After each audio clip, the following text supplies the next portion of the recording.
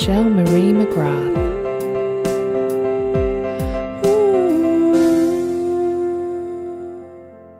Hi, and welcome to today's episode of Unclassified Woman. Today I'm talking to the lovely Kate Powe, who is an amazing naturopath based on Sydney's Northern Beaches in Australia. Now, I have to say, I really learned a lot today in this conversation. There was just so much I really was unaware of about endometriosis, various symptoms, and it's really something that we should be taught in schools, isn't it? Let's face it. If women were supplied with so much more knowledge about their reproductive organs and the various conditions and issues that can arise, we'd be able to make much more empowered decisions and choices about how to support our bodies and really embrace the fact that we are cyclical beings. And so I hope you also enjoy and learn a lot from this today. So Kate has a passion for helping women balance their hormones and create a happy, powerful life by integrating evidence-based medicine with mind-body principles and addressing underlying causes of cycle and hormonal disruption. Kate aims to support women mentally, emotionally, and physically to feel balanced and in control of their bodies, moods, and energy. She holds a Bachelor of Arts degree in English from the University of Sydney, an Advanced Diploma of Naturopathy from Nature Care College, and a Diploma of Advanced Metaphysics from Chiara College. She's a member of the Australian Traditional Medicine Society and regularly furthers her education in naturopathic medicine, particularly in women's endocrinology, including thyroid disease, endometriosis, and PCOS. And she has contributed so much to many podcasts on endometriosis for Excess Medicine, Dr. Ron Ehrlich, Nicole Jardim, Nat Kringoudis, Period Party, as well as written contributions for Women's Health Magazine, Yours Magazine, Violet Magazine, bodyburnonline.com, and she has a slight obsession with all things Italian and sneaks back to Italy and UK as often as possible. Well, who can blame her? So listen in and enjoy. So welcome, Kate. Great to have you here today. Oh, thanks, Michelle. It's great to be here. And just to give us a bit of background, Kate, can you just share a little bit about yourself and whether you've not had a child due to personal choice or whether it's been more of a combination of circumstances? Yeah, look, I think it's actually been a bit of both, as it is for, I guess, a lot of people. I always thought I would have kids. I was one of 6 kids, and it just never sort of occurred to me that I wouldn't have children. But there was probably a couple of reasons why that kind of didn't happen. And one of them was, I guess, partner-wise. I never found that partner that I really wanted to have children with. I thought I'd get married and the kids would just follow, and that sort of textbook scenario didn't sort of happen for me. But the other aspect also, which is, it's a little bit of an unknown, I guess, as to how much it did really impact my fertility. But I suffered a condition, or 2 conditions, endometriosis and adenomyosis through my reproductive years. And while that doesn't cause infertility in every woman, I certainly never did fall pregnant throughout, those whole sort of years. So I think there may have been some very real issues with fertility underlining that outcome as well. So it's kind of a dual aspect there, I guess. Yeah, I mean, you mentioned a few good points there. I hear this so often that so many women during that fertility window, they just don't meet a suitable partner that they would want to have a family with, or they meet their partner much later after that time has been and gone, really. And I think it seems to be a growing phenomena, and I guess there's lots of different reasons for that, really. But I don't know what you think about that, whether it's just that women seem to be, I don't know, I don't want to generalize, but women just seem to be in our day and age now so much more kind of educated, self-aware, I don't know whether men are keeping up, for want of a better phrase, in the same way. I'm not sure quite what that is. Yeah. Yeah, and I think it's a real issue that I don't think is considered as an actual, I think that's one of the frustrating things, is that people think, one of the most frustrating aspects that I had going through, my 30s and whatever, was people just assuming, oh, you're a career woman and it's your Yeah. fault for putting off having children. And I'm like, no, I'm not putting off having children. I'm working because that's what people in the world need to do to exist and survive. It would be my preference to have a partner and have children at that phase of my life, but it doesn't, you can't just have a baby or not have a baby. You have to have the right circumstances to bring that into the world. And that's often overlooked. It's like as we'll sort of, we've discussed in previous times, you're either selfish or you're career focused or it's all your fault. And I'm like, it takes two people to create a child if you want to bring that into the world.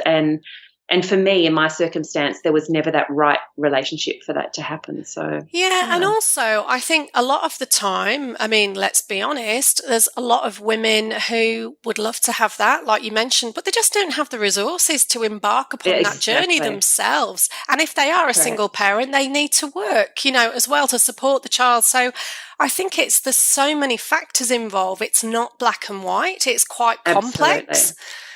And it's complex when it doesn't follow that very pattern that we expect. At a young age, you kind of fall in love and you get married and then you've got plenty of time to have kids. And, like that, that is not the way it goes for a lot of women. And that's sometimes it's just timing, it just doesn't happen.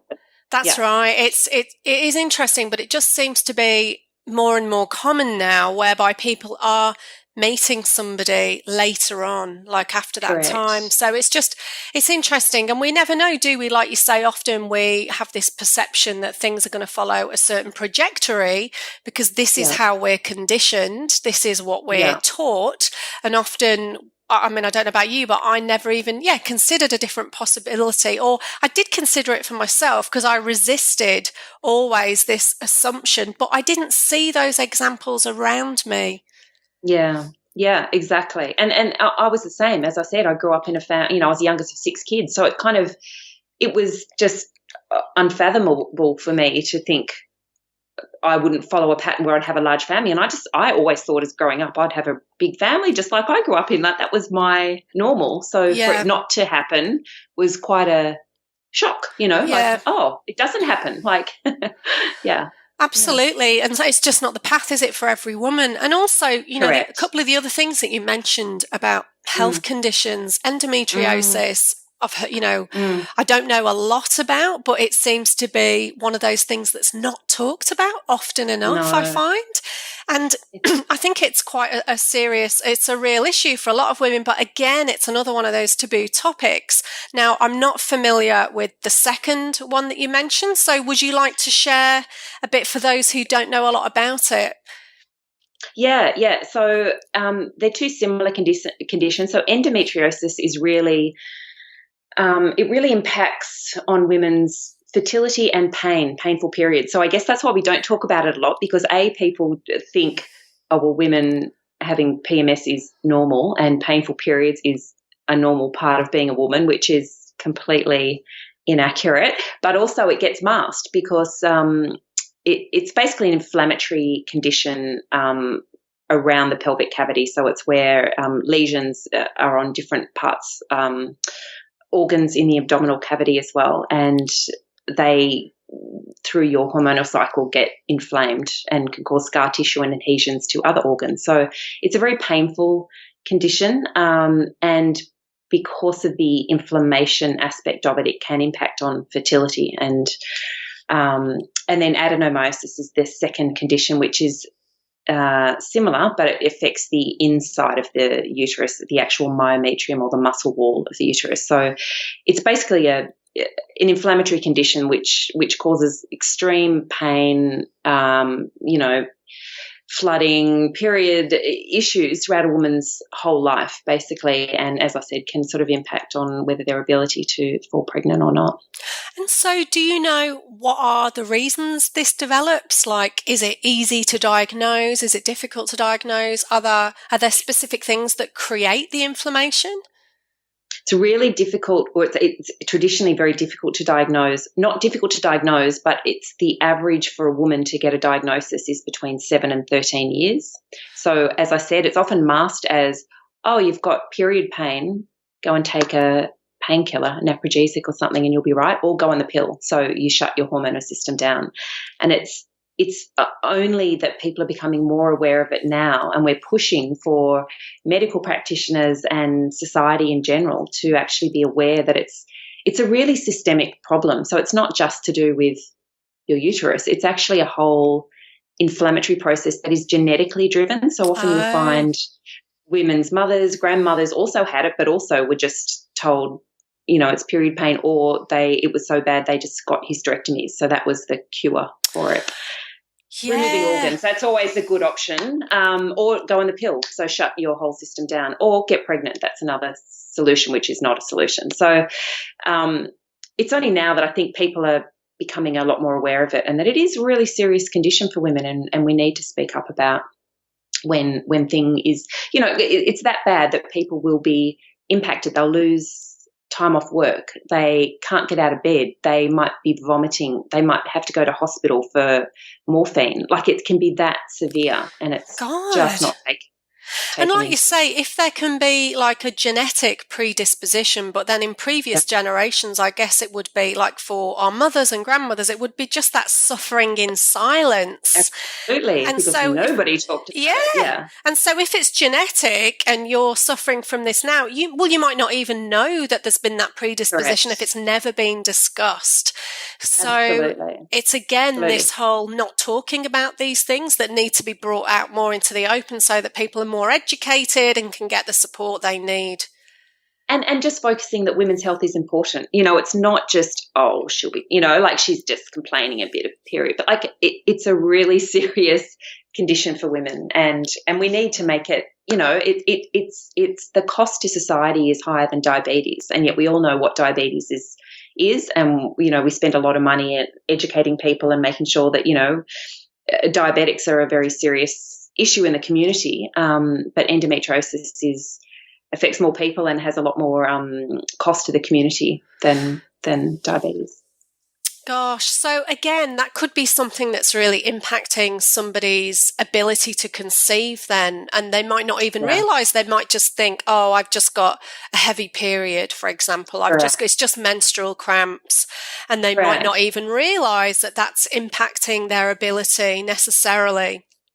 And this is the really interesting point about it, is that it is a really tricky disease, because the only way to diagnose it really is via surgery, which is a laparoscopy. So it's not like, oh, we can just do a scan and tell if you've got endo or not. But secondly, it's a bit of a movable disease, as in you can have very mild endometriosis and suffer severe pain and symptoms, or you can have, have no signs and symptoms whatsoever. Your only sign or symptom may be unexplained infertility. And I think so many women have suffered, they've had everything. They've had IVF, they've had everything, and no one's detected that the reason they're infertile is because of endometriosis. It's just never been discovered because they don't have period pain, they don't have heavy periods. So it's a real tricky one, and you have to be really quite aware of the things to look out for and the questions to ask around it to see if you can pick up any of the concomitant kind of symptoms around it. And I feel like it's, for those women, it can be, it's such a shame that it's not more well known, because there are women that have wanted to fall pregnant and have had this diagnosis of unexplained infertility. We don't know why. And it's glaringly obvious, really, if people looked for it. And so from what you've said, it is possible then to have endometriosis, but there not necessarily being a lot of pain. Does that mean that people have different symptoms? Yeah, so look, there's a couple of signs and symptoms around looking for it. The traditional, I guess, things that we look at are more high estrogen type symptoms. So that's, heavy bleeding, long periods, a lot of period pain, all that sort of thing. But it can also be things like pain on bleeding. So instead of getting your normal PMS where you might get a bit of cramping or, sore breasts or that sort of thing, it's when your period starts, you could get quite severe pain happening then. It could be pain shooting down your legs. It could be painful really? sex. Yeah. Even exactly, if you get that right, like almost like that sciatic pain, but sharp shooting pain down the legs can happen. As I said, having painful sex can be a sign that you just think has nothing to do with it. And there's also really high correlation with women that have lots of yeast infections or candida or lots of bladder infections. So Right. it Wow, impacts this the is whole. fascinating. I had no idea about any of these symptoms. So Yeah. I think this is really an important topic and interesting. So I find that really interesting that you're talking about somebody might think they've got sciatica and it could actually be that pains in their Yeah. legs.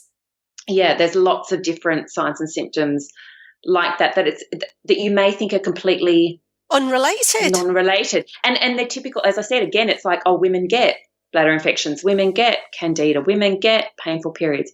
Well, if you package the whole thing together, that's what I mean. It goes back to a more systemic inflammatory condition, because what they're finding now is that it's also run by an immune dysregulation is now what the latest sort of theory is. And it's around that peritoneal fluid where there's bacteria and lipopolysaccharides, which are sort of endotoxins in the peritoneal fluid, which is the fluid that bathes your whole abdominal cavity and your organs.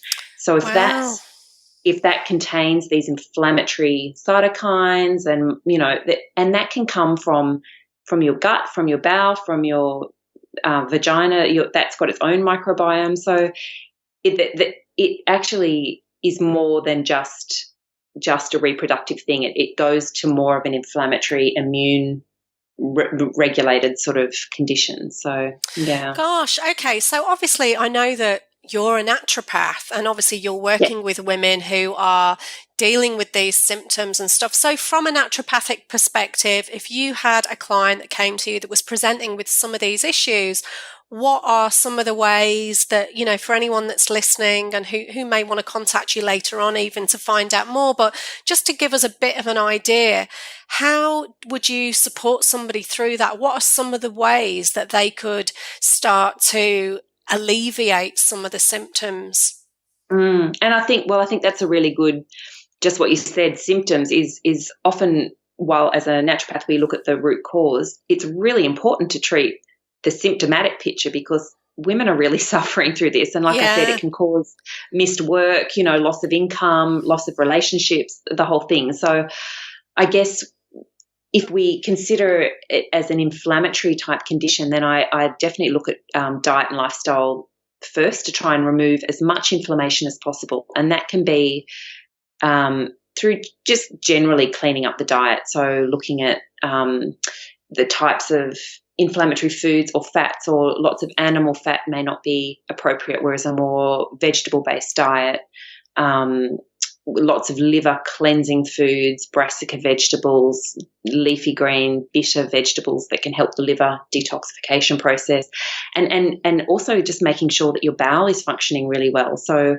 if we don't have regular bowel movements, that those hormones which are being detoxified through the liver and then moving out can recirculate back into your system. So we're trying to reduce estrogen and hormones, but we're also trying to reduce that inflammation. So, and the second thing, if not through diet, is really about toxic levels of xenoestrogens or synthetic type estrogens, which our world is so full of toxins and just from makeup and personal care products, and it'd be basic things, even like the type of, like I said, the personal care products you're using. So not using tampons or bleached cotton, making sure you use cups if possible, moon cups or those kind of things, diva cups, whatever, or at least pads, or there's so many different, which is great now, so many variables of organic type, products, but just removing any of those sort of toxic chemicals as much as possible, plastics, all that sort of thing, to have a clean environment for your body as well. Gosh, so interesting. Yeah, I mean, it's such a big topic that it is It's a big just, topic. It's a big yeah, topic, yeah. yeah. I mean, I know it's hard for you to summarize all that in like, a 5-10 minute Yeah. thing, but I just thought it's important just to have more of these open dialogues so people can start to think, oh, okay, well, that's interesting. I've been having these kind of reactions in my body and around my period, so maybe there's a bit more to it. Maybe it's not just that I'm being oversensitive or, complaining unnecessarily, or I'm just putting down, I'm just thinking, oh, it's just I've got a bit of a heavy period when I feel totally wiped out and I'm Right. feeling nauseous and I've had to take the day off work. It's realizing that, well, actually, no, maybe there Yeah. is something more to it, and that's you shouldn't actually be tolerating that. And this is the thing, because if that's been your experience all your life, you don't know any better. So if that's your normal, you think perhaps that's what everybody else is going through. So you almost don't even know the question to ask. And no one likes to go around and talk about their period. And, Yeah. that's just, it's not like polite topic conversation. No, So, I mean we're talking about these things more, aren't we? People are sort of, talking more openly about working with their menstrual cycle, which is great. But really, these are the sorts of things that we need to have taught in school, really. That would really revolutionize a lot of this. it really would. And honestly, the change is coming from women. I think because we are more free and we're more able to get access to non-traditional sources of medicine, like of just going to your doctor and believing. I'm not at all having a go at doctors, don't get me wrong here, but, we used to just have, well, if something was wrong, we'd go to the doctor and they were God, Yeah, Whereas exactly. now I think information sources have opened up. We are lucky. We have the internet. We have a lot of really educated specialists out there who are much more open in talking about these conditions. And so women are kind of driving the force. And now, even with my clients, I find it fantastic. Whereas 10, 20 years ago, I wouldn't have felt comfortable going to my gynecologist and questioning him. These women are going there with telling them what they want, what tests they want, asking them about endo, and really driving the conversation, which I'm like, yay. I'm really pleased that this generation of women seem a lot more, they're stronger. They've got a better platform, I guess, to be able to talk about it. Yeah, and it's sad to think, isn't it, really, that there might be a lot of women who have ended up not having children, having these inexplicable infertility things, that are finding these things out like now, that might be wishing, I really wish I'd had access to this information 10 or 15 years ago when I was trying, rather than having 10, 15 years of desperately trying to conceive and then the doctor constantly saying, well, there's nothing wrong with you. And it could be a combination of different factors, but at least they might have got some more answers. So it's just the other aspect of that is that the main traditional or medical way of treating endo, if you don't go forward to have surgery, is to put you on the pill. So the two options, because the old traditional way of how you deal with endo is get pregnant. The advice literally is get pregnant as soon as possible, and it'll cure your endo. Now, that's insane because, as I said, not every woman, I'm not saying every woman with endo has infertility issues. It does depend. But if that's your issue, it's easy to say, get pregnant. Well, that could be part of the problem. Well, the reason that I'm not getting pregnant. Oh, my God. I mean, it doesn't take a genius to work that out. But also, it's like that is no solution to get pregnant. Apart from the fact that you may not want children, that is not a cure for a chronic disease, is pregnancy. That is not an acceptable solution to that condition. I think that's just insane. So and then the other point of that is that then to treat, as I said, they'll put you on the pill, which shuts down your entire cycle.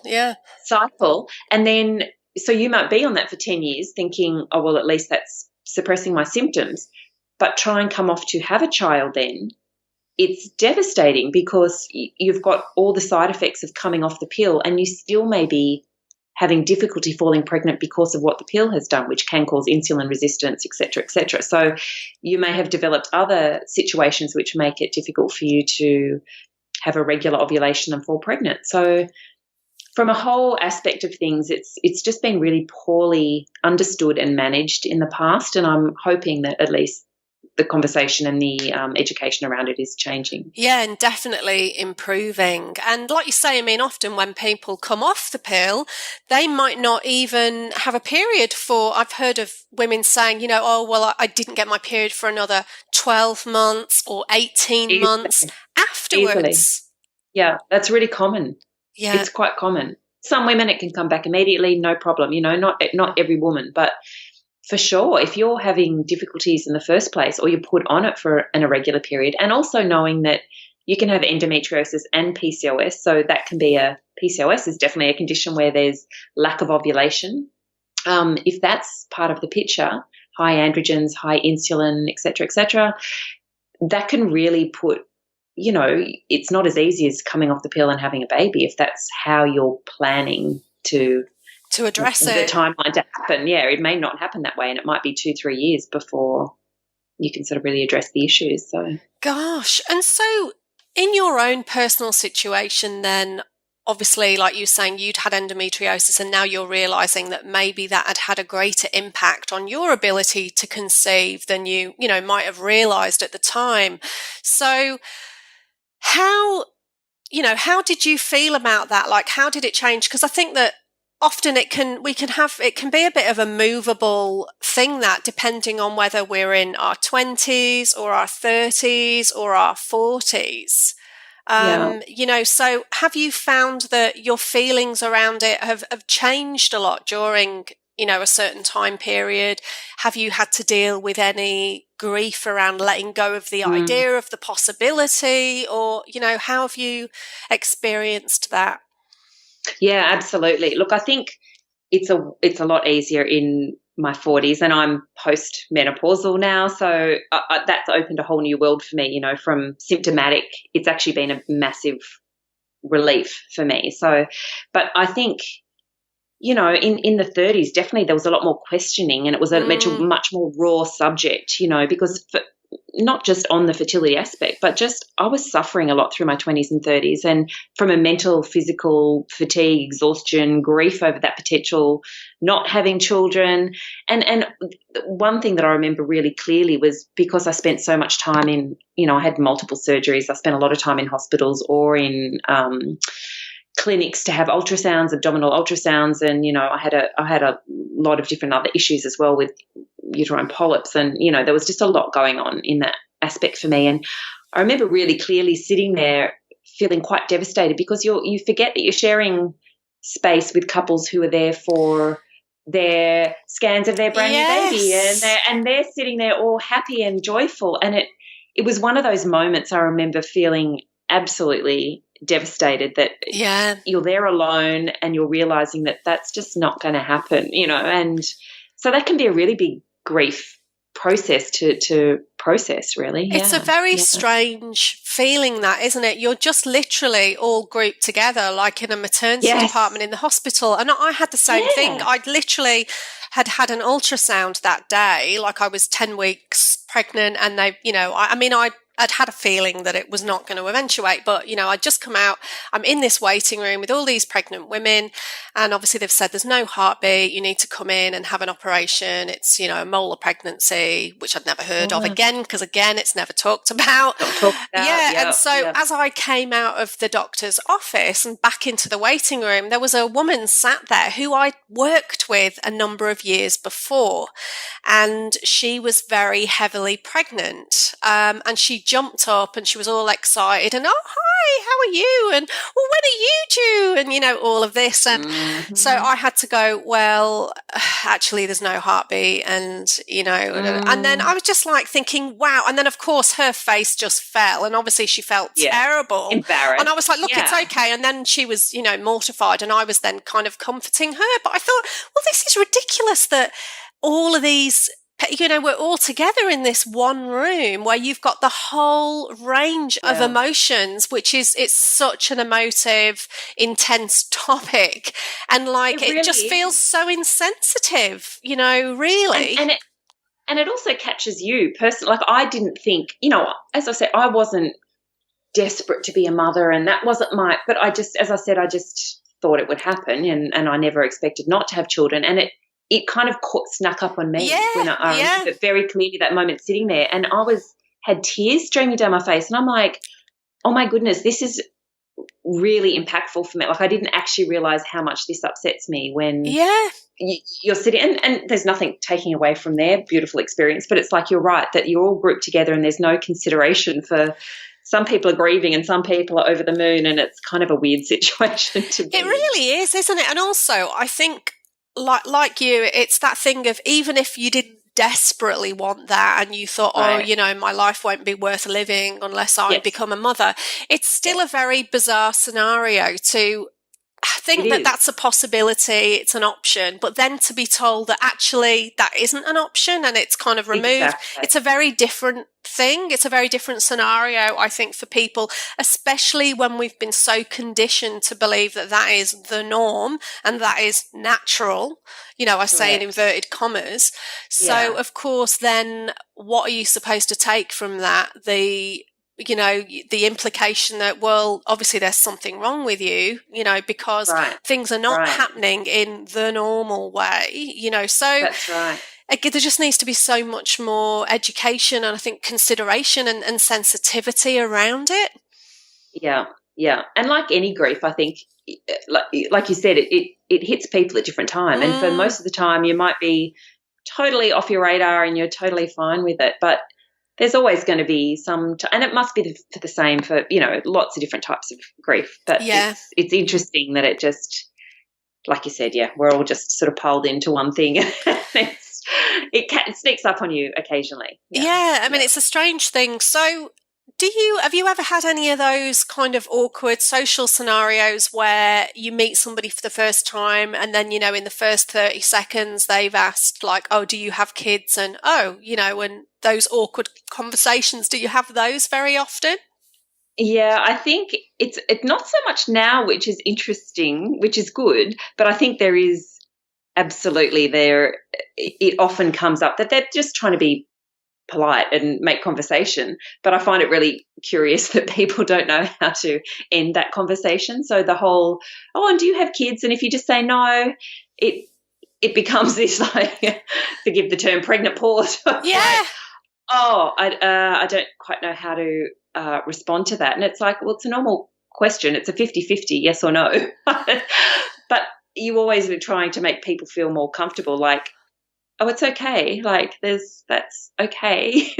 It's not a devastating thing not to have a child. So, I think the easiest thing is just in that scenario is for people to just not ask, because you don't know what kind of worms like they're going to be opening. And do you really want to hear about that person's experience with IVF for 10 years or the fact that they may have had a baby that actually has passed away? Or you just don't know what that scenario is going to be. So, stick to the weather, stick to the latest, stick to what you're watching, stick to Netflix, just if it's somebody you don't know, I mean, it's just, I'm constantly baffled that people think that's small talk. Yeah. It's a question I would never ask anyone. It's like in the realm of, you don't ask a woman, oh, you're pregnant. Like, you don't, and you also don't sort of generalize that, do you have kids? It's kind of like you said, there's such a myriad of answers to that, and not all of them are pleasant for the person to have to express. So, best not go there. Yeah, exactly. Unless they raise it, and then that's fine. Or you're comfortable in the space of actually talking about it. But so I think it's just quite curious when people just expect the answer to be, yes, I've got 3 kids, and we talk about school, and it's quite a surface conversation rather than, they don't know what to do with the I don't have children. Yeah. And also another common thing, which is a bit of a myth and an assumption that can often be voiced, that we've kind of been exploring in this series, that often one thing that really can irritate people without children is this assumption that, well, if you don't have kids, you've clearly got no responsibilities and you've got loads of free time on your hands, and obviously your time is not as valuable. It can often be, Which again can be just completely untrue, that you've got nothing else going on in your life, you've got no responsibilities. And so, what are your thoughts about that? It infuriates me. It Yeah, absolutely infuriates me, because I think what other people also don't understand is we can have lots of different roles of caring or yeah, mothering, or from that aspect, very well apart from our day-to-day job and work, and that's just as impactful for us. So in my particular case, I did have a situation where both, I ended up being carer for both parents, really. My dad had a stroke when I was, literally about 2 days past my 21st birthday, and he became severely disabled and lived in a nursing home for quite some time before he passed away. So that happened, and then within a couple of weeks of him passing away, my mum was diagnosed with breast cancer, and also had a pile of autoimmune conditions, and ended up in ICU several times over while I was studying for final exams. And it was just this massive period of stress. And I ended up being her full-time carer, and moving in with her at 40 odd, and for 3 years looking after her as a full-time carer, as well as holding down a job and studying full-time. And that was huge, and grieving dad's so the yeah, whole thing was massive. And I think people, the expectation is that, oh, well, you're the single one and the child free one, so you don't have those responsibilities, not realizing how much else you have yeah. on your plate, and then after that growing a business on your own, the whole thing. So I think it's an odd assumption that because you don't have children, you're not as busy or stressed or sleep deprived, or and it's not a competition, but it's, Yeah. I think there is a misnomer that, you're kind of living the life of luxury because you Yeah, don't have children. exactly. And you're off on these round the world trips every three Yeah, months. yeah. I mean, I do go overseas a bit, so I can't really complain about that. Actually, that's kind of true, but that's by design now. But no, for what, I'm 48 now. For all those previous years, it's been an equal struggle, I would say, and also part of the whole conversation about this as well. And it's not a negative, but it's like, for me also, the picture has been not having the partner there as well. So Yeah, that's got its own issues in that yeah, we're doing everything on your own. So you don't have that support to fall back on in yes. any aspect of your life. And that brings its own challenges. So yeah, it's just, I think if people have a different perception of what it's like. Yeah, and also I think it again comes back to this underlying theme of what's your value beyond being a mother, and That's realizing that everyone's experience of womanhood does not equal motherhood. I mean, it's just right. not a possibility, even if that's what you want. And as you've mentioned, we all care and nurture in different ways in our life.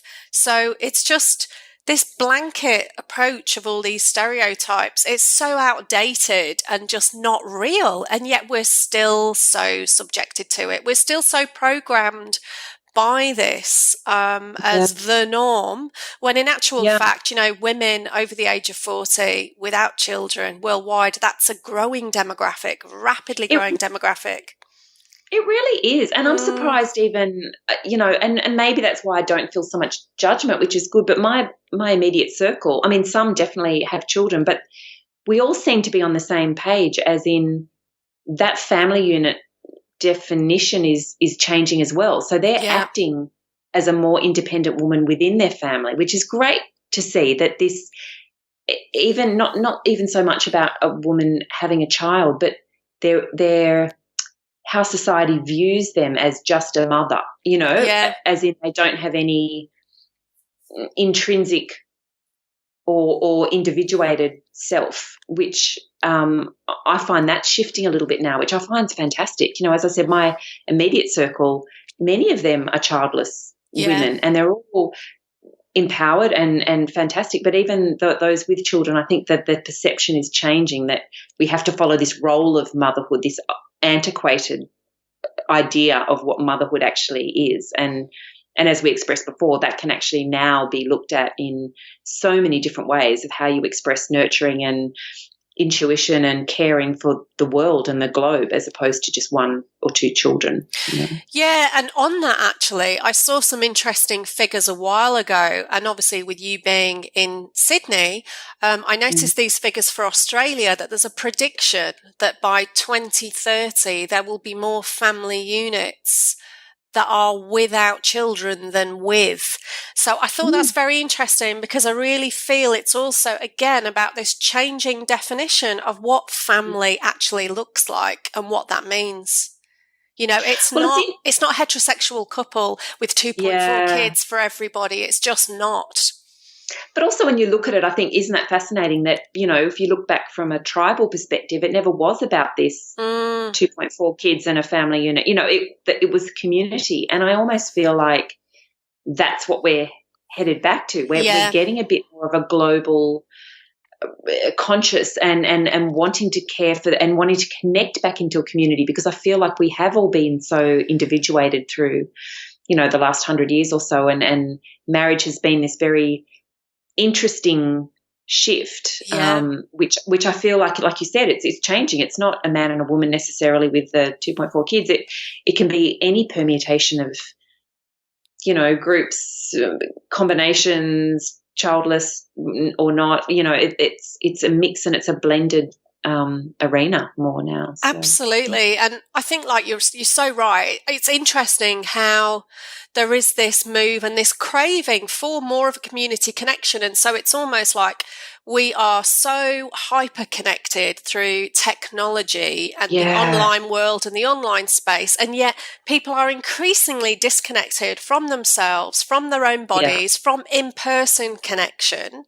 Often, you know, like I know as well, often like for solopreneurs, for example, that often that can be quite a solitary, lonely thing. If you're just working from home on your own, then it's that really needing to make an effort to go out and connect more with people in person, because you could be connecting with lots of people online, but it doesn't mean that you necessarily see them face to face that often. And I think that is much more common than we realize. And then people over time realize that actually, you know, they're feeling quite isolated.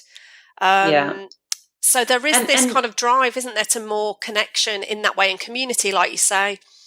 And people are craving it. Like, they're really craving it, because people are, I think, getting sick of this day-to-day grind, and then everyone is so connected to their phones and everything's Facebook and Instagram. And, you know, that's how we do exist in this world at the moment, and it's got its positives. You know, it can connect diverse, and, you know, look at us, like we're on the opposite sides of the world, and it's fantastic that we can connect like this. But I think we are craving that really back to yourself and back to your own energy and your own tribe and your own community, and that's something we're definitely losing, and well, hopefully gaining back now. I think, you know, hopefully it's shifting that way. It's what we crave, I think, anyway. There definitely is that move back towards that. Absolutely. I think, that's so true. And that thing of really connecting into our own wisdom and body wisdom and becoming more connected to that within. And like,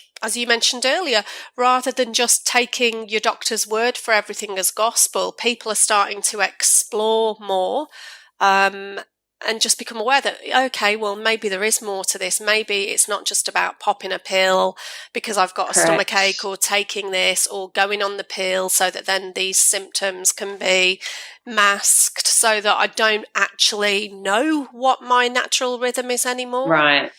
And I think that's there is a real craving for women to understand. And that's part of, I think, what my role is. I like to educate women on what's going on, because I get so many women that, honestly, it just rolls out of their mouth, I was put on the pill to regulate my cycle. And it's like, you do realize that you're not having a cycle on the pill. Like, there is no regulation. It's a shutdown. And people don't understand that, because they think, but I get a bleed, so that's a period. And it's this disconnect and we think that we can control this beautiful innate biology that we have by a synthetic pill. Like, it almost astounds me. We would never tell men we're just going to shut down your testosterone. We're going to basically castrate you. That's what is happening to women on the pill. Like it's a literal shutdown of your entire hormonal system. And look, this isn't a beef up about the pill whatsoever, but it's just the fact that we don't even understand what these medications and don't question it a lot of the time either, which is interesting. And also, I know a lot of people that have gone on the pill, or they were told to go on the pill it'll clear up my acne. Really? Yeah. Like, I just... Yeah.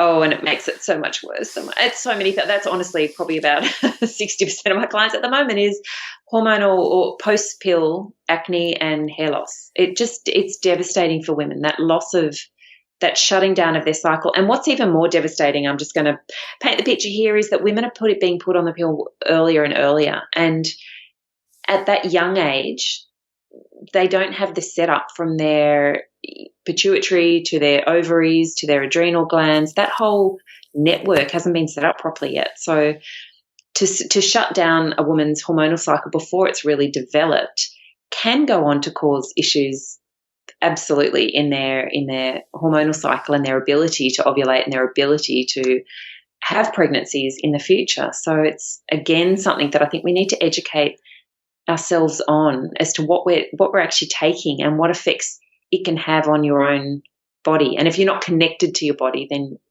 you obviously don't.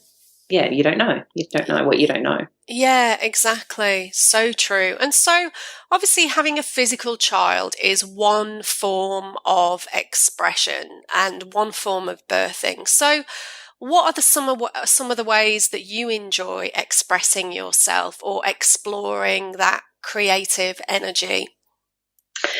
Yeah, I guess, I